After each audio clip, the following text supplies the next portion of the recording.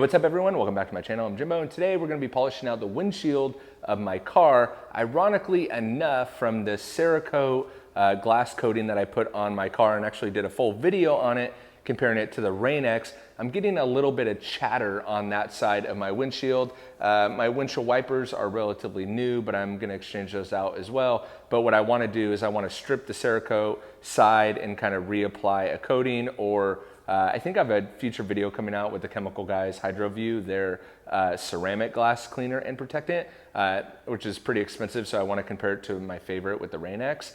So in this video, I'm going to show you how to polish out your windshield if you are getting that kind of chatter from your windshield wipers. And so it's just very annoying to have that chatter all the time.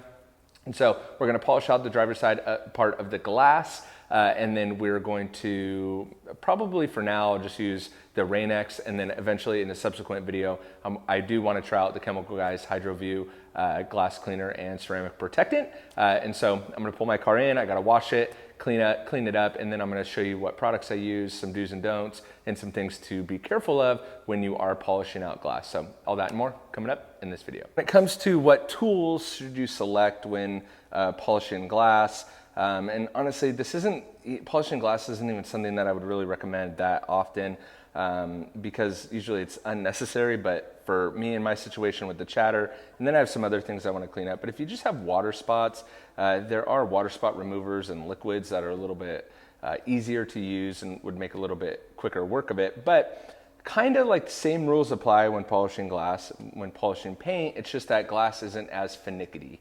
And you're really not going to get deep scratches out of glass. You're not going to correct like a chip or anything like that. And so you really do want to err kind of on the side of least aggressive.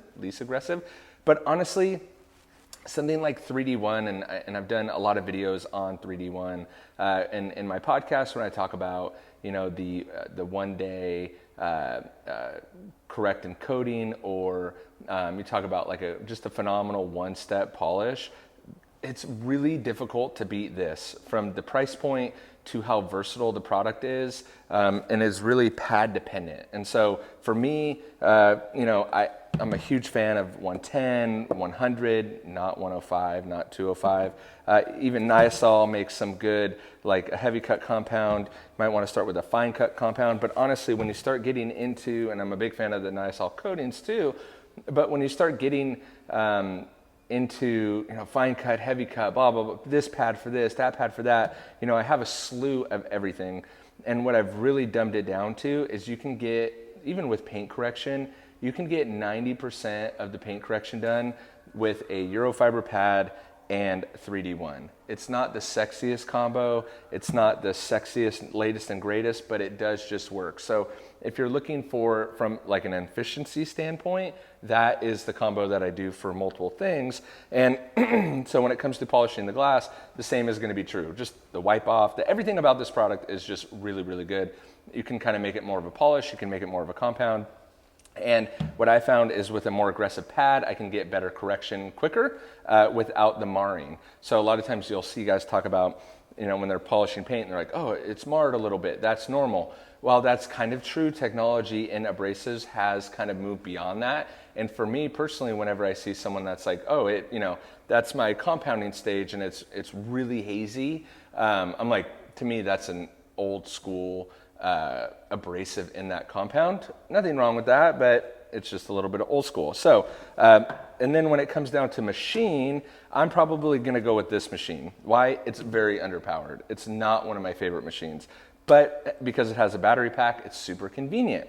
And because it's the glass, I don't have to go super aggressive. So what I'm going to do is I'm going to use a Eurofiber pad with 3D1, and I'm going to lightly polish the glass. I'm going to be aware of how much heat I'm generating. I'm going to make sure that it's correcting what I want it to correct, and kind of starting fresh. I would not use a rotary. This is a Max Shine rotary, or Shine Master, Max Shine. And I have various other DAs, and you can use a corded DA if you want, but when you're talking about something like glass, you just don't need to go super aggressive. And again, that's what I like about the 3D1 compound, is you can make it aggressive. It's not going to be super aggressive. It's not super gritty like 100, maybe not 110. This is 110 and 3D1 are kind of the same. I do find that 110 does haze up a little bit. You could also use the Turtle Wax one and done. The one and done is a little bit more aggressive than the 3D1 with the Eurofiber pad, but again, another, you know, an all-in-one, I guess, is the point. This just happens to be one of the favorites that I've found works in the majority of situations. And so whether it's a corded DA or a battery-powered DA, I'm just going battery-powered for convenience and easy use, and because I think this Flex is underpowered, and it's definitely not one of my favorite machines. I got it expecting it to replace the corded DAs, and it just simply does not. It's not a knock on them, but in my world, it works really good for a video like this. It works good to prep the panel before a torture test. So all that to say, you have a lot of options. Obviously, you could do something like a wool pad. If you wanted to do a wool pad, you could do a blended pad, whatever. But that is going to be my option because that is what I have found works in the majority of situations. And so now, let's get out on the windshield and let's clean up this chatter. And the key is here as we get into actually polishing the glass is to not overthink it, but some of the same rules apply that apply to paint polishing. And one of the main ones is that I always think about, I'm not a glass expert by any stretch of the imagination, but you still want to be careful and aware of your heat and how much heat you are doing. We're correcting surface spots. You're not doing like a paint correction. That's why I went with a less powered. I feel like this Flex is way underpowered. So I'm gonna go probably speed like 3 or 4 or 5. And I'm just gonna take my time, polish as normal. Probably could have put a little more on the on there, but again, sometimes less is more. Really do not like this Flex machine. And you will see how quickly and easily you're correcting. And I'm not going super slow. I'm not interested in, creating a lot of heat, like I said, because the defects are going to be corrected pretty quickly, especially with an all-in-one. So I'm just kind of moving through, and every once in a while you may check and make sure, you're not creating too much heat,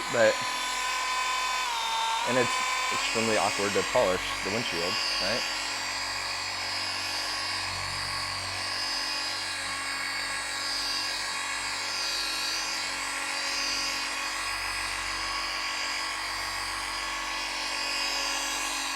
But especially if like the water spots aren't too bad, you're getting them out in 1 or 2 passes. Let's see down here.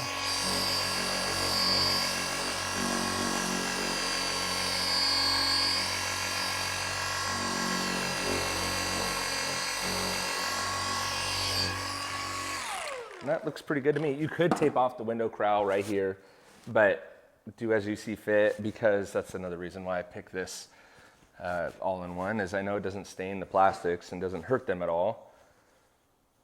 So you're good to go. So there you have it. So that side is polished and good to go, and the little bit of defects that I had down here, it looks like I got some sap right there that didn't come off, but the water spots came all the way off. Looks good up top. The glass is super smooth underneath the towel, which is good. And then I'm going to protect it. So, of course, I like to get another video out of things if I can. So I'm actually going to test this product out right here. This is the Hydro View by Chemical Guys. So look out for a video on that. I'm going to apply that onto the windshield now on this half, maybe the full glass, and we'll see how it goes. But that's it. Glass polishing is really easy, and actually it's a really good way to see a little spot I missed down here. It's a really good introduction to polishing, machine polishing. So if you're, a newbie with machine polishing and you kind of want to try some techniques out, again, just be aware of the heat that you're generating, but it could be a really, really good, effective way, efficient way to kind of learn and teach yourself. So hope you guys enjoyed that video on glass polishing, and don't forget to hit the big red subscribe button below so you could get first alerted of future videos just like this one. Thanks for watching, and I'll catch you guys on the next one. See ya.